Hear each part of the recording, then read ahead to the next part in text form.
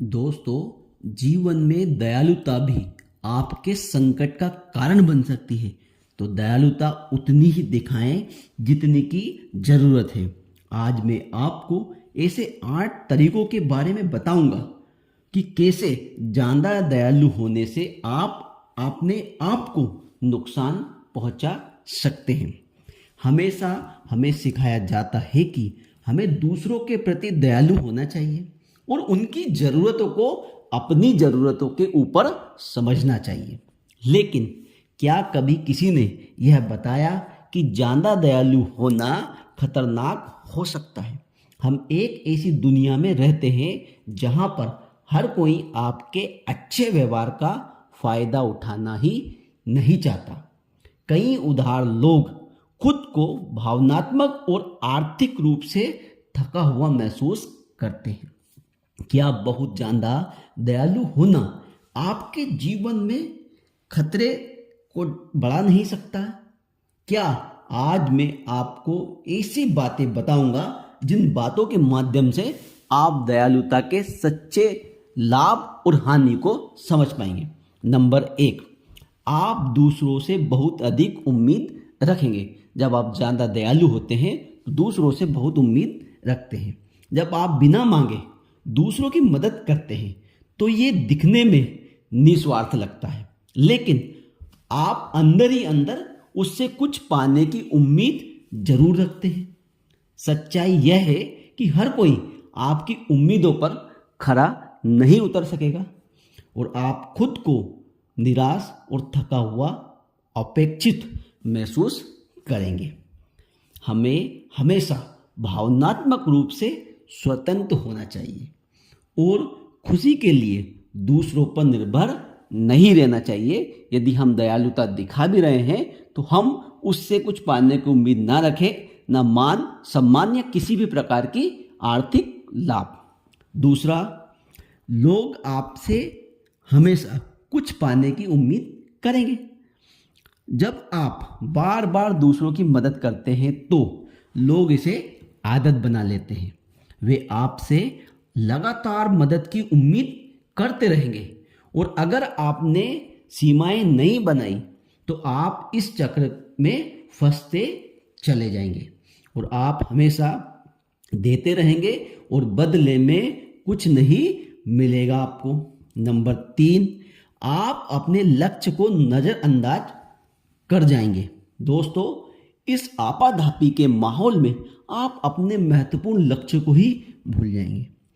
कृपा करके कारण अपने खुद के लक्ष्य और जिम्मेदारियों को नज़रअंदाज कर सकते हैं।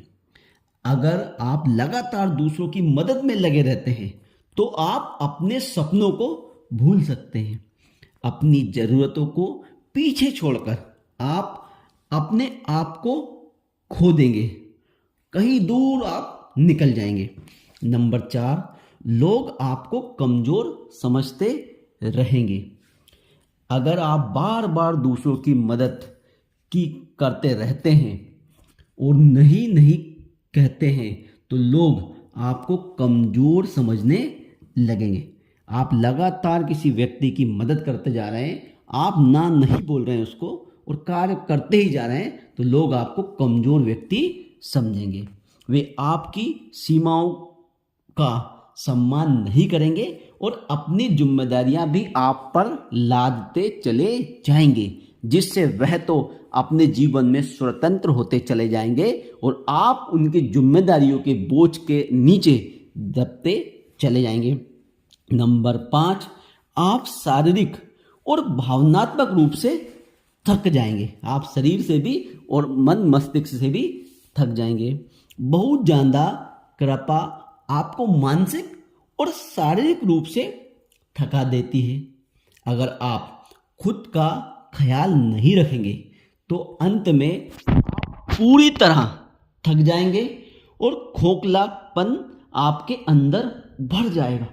आप टूट जाएंगे, अपने कर्तव्यों को भूल जाएंगे और अपने महत्वपूर्ण मार्गदर्शन से भी भटक जाएंगे। नंबर 6, आपको सिर्फ लेने वाले लोग मिलेंगे, देने वाले नहीं। जब आप दयालुपन के अंतिम चरण में पहुंच जाएंगे तब आपसे लोग सिर्फ मांगेंगे और आपको उसके बदले में कुछ नहीं मिलेगा, किसी भी प्रकार की मानसिक ना ही शारीरिक मदद। जब आप लगातार दूसरों को देते रहते हैं तो आप ऐसे लोगों को आकर्षित करते हैं जो सिर्फ लेना जानते हैं। ये लोग आपकी मदद कभी नहीं करेंगे, बल्कि हमेशा आपसे कुछ ना कुछ प्राप्त करने की उम्मीद ही लगाए रहेंगे। नंबर 7, लोग आपकी दयालुता को हल्के में लेंगे, उसका कोई मूल उनके पास नहीं रहेगा। धीरे धीरे लोग आपकी मदद को अपना हक समझेंगे। वे सोचेंगे कि आप हमेशा उनके लिए उपलब्ध हैं और आपकी कुर्बानियों को कभी भी नहीं आगे बढ़ाएंगे। उनका महत्व कभी भी आपको नहीं देंगे, ना ही उसके लिए आपको धन्यवाद करेंगे। नंबर 8, लोग आपकी मंशाओं पर शक करेंगे कि यह व्यक्ति इतना दयालु क्यों है। हो ना हो, इस दयालुता के पीछे भी इसका कोई ना कोई मकसद है। इस स्थिति में आप अपने जीवन की सारी दयालुता का जब सार निकालेंगे तो आप अपने आप को ठगा हुआ महसूस करेंगे कि मैंने अपने जीवन के इतने समय इस चीज में निकाला है और मुझे कुछ भी नहीं मिला। दुर्भाग्य से बहुत ज्यादा दयालु होने से लोग आपकी मंशाओं पर शक कर सकते हैं। वे सोच सकते हैं कि ये इतना अच्छा व्यक्ति क्यों है, इसके पीछे क्या छुपा हुआ कोई इसका मकसद है। जैसे कि आपने देखा, दयालु होना जरूरी है, लेकिन बहुत ज्यादा दयालुता आपको नुकसान के अलावा कुछ नहीं देगी। आपको बस अपना संतुलन बनाए रखना है और जीवन में उस व्यक्ति की मदद करना है जो व्यक्ति उस मदद के हकदार होते हैं। अपने जीवन में सिर्फ दयालुता की दुकान खोलकर नहीं बैठना है, और यदि आप दयालुता की दुकान खोलकर बैठना चाहते हैं तो आप एक बात को अपने मन में स्पष्ट तरीके से समझ जाएं कि आपका जीवन बहुत ही संकटों भरा होने वाला है और अंत में आप अपने जीवन को, अपने आप को कोसने के अलावा कुछ नहीं करेंगे। ना ही आप अपने लक्ष्यों को प्राप्त कर पाएंगे, ना ही आप अपने मन और भावनात्मक रूप से संतुष्ट हो पाएंगे।